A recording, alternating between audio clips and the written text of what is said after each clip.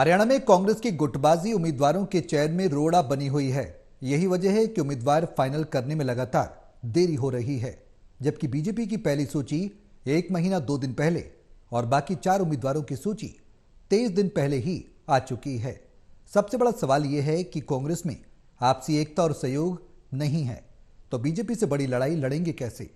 इस बीच कांग्रेस सीईसी की मंगलवार दोपहर को जूम से बैठक हो रही है। संभावना है कि पार्टी शाम को उम्मीदवारों के नाम का ऐलान कर दे।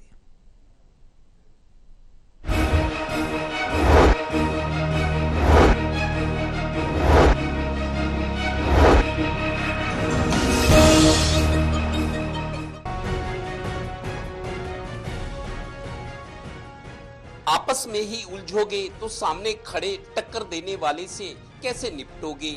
ये सवाल आज हरियाणा कांग्रेस के सामने खड़ा है, क्योंकि पार्टी के सामने बीजेपी तन कर खड़ी है और मौका है लोकसभा चुनाव 2024। दरअसल टिकटों के मामले में प्रदेश में कांग्रेस बीजेपी से बहुत पिछड़ रही है। बीजेपी ने 10 में से 6 टिकटें 1 महीना 2 दिन पहले और बाकी बची 4 टिकट 23 दिन पहले घोषित कर दी थी। दूसरी तरफ कांग्रेस है कि एक के बाद एक तारीख, एक के बाद एक मीटिंग, रिजल्ट अभी भी कोई नहीं, इंतजार लंबा हो चला। अभी सुबह शाम बैठकों में लगी हुई है।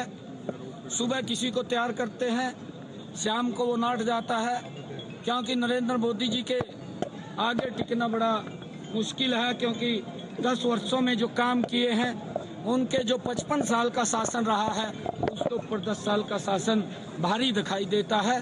4 गुना ज्यादा काम वो नरेंद्र मोदी की सरकार ने किए हैं। गौरतलब है कि हरियाणा की 10 लोकसभा सीटों के लिए अब तक स्क्रीनिंग कमेटी की कई बैठकें हो चुकी हैं। सीईसी की 2 बार बैठक हो चुकी, नई बनी सब कमेटी की बैठक भी हो चुकी, पर फाइनल अब भी कुछ नहीं।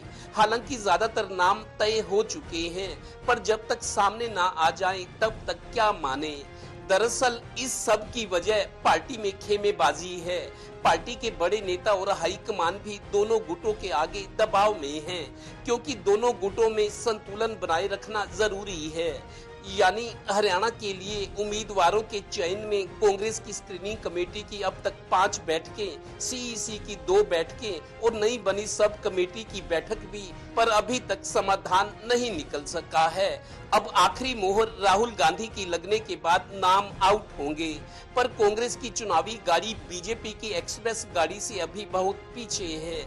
एक ये भी कि एसआर गुट के हावी होने से दूसरे गुट के कई टिकट के प्रमुख दावेदार पीछे छूट गए लगते हैं। जो भी हो, चुनाव मजेदार होंगे, क्योंकि हालात ही ऐसे बने हुए हैं।